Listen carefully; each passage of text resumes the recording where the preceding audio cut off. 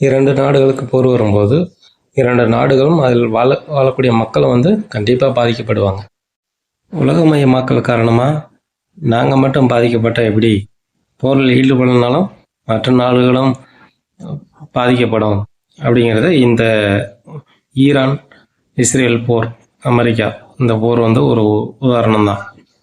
இதனால் கச்சா எண்ணெய் விலையேற்றம், கேஸ், இயற்கை எரிவாயு கிடைக்காம விலையேற்றம், விமான போக்குவரத்து, கப்பல் போக்குவரத்து, இது செயற்கை உரங்கள் கிடைக்காம, ஸோ இந்த மாதிரி நிறைய பிரச்சனைகள் வந்து மற்ற நாடுகளுக்கும் வருது.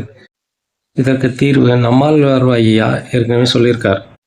தொழில் உற்பத்தியும் பொருளாதார வளர்ச்சியும் இது ரெண்டுமே வந்து அந்தந்த பகுதியில் உள்ள உள்ளூர் அளவிலே நடக்கணும். ஒரு மையப்படுத்தப்பட்ட சென்ட்ரலைஸ்டு தொழிற்சாலை அமைச்சு பொருளாதார வளர்ச்சி வந்து ஆபத்தானது அப்படிங்கிறத சொல்லியிருக்காரு.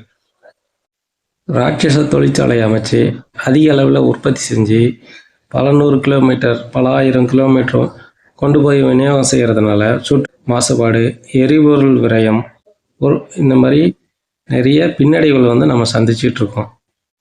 உணவு உற்பத்தியும் விநியோகமும் வந்து அந்தந்த சுற்று வட்டார பகுதி உள்ளூர்லேயே முடிஞ்சிடணும் அப்படின்னு வந்து நம்மாழ்வார் ஐயா சொல்கிறார்.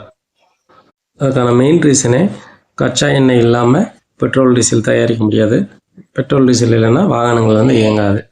அதனால் உணவு உற்பத்தி பொருள் வருவது வந்து தடைப்படும்.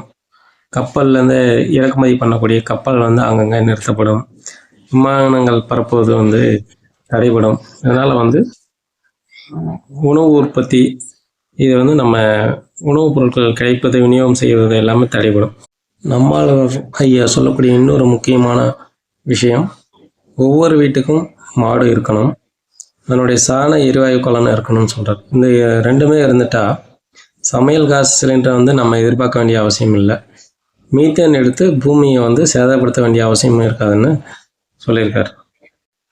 இது போன்ற ஒரு போர் சூழல் வரும்போது நம்ம எவ்வாறு பாதிக்கப்படுவோம் அப்படிங்கிறத வந்து முன்கூட்டி அவர் கணிச்சு தற்சார்பு பொருளாதாரம், தற்சார்பு விநியோகம், தற்சார்பு விவசாயம் இதை பற்றி வந்து நமக்கு சொல்லியிருக்கார்.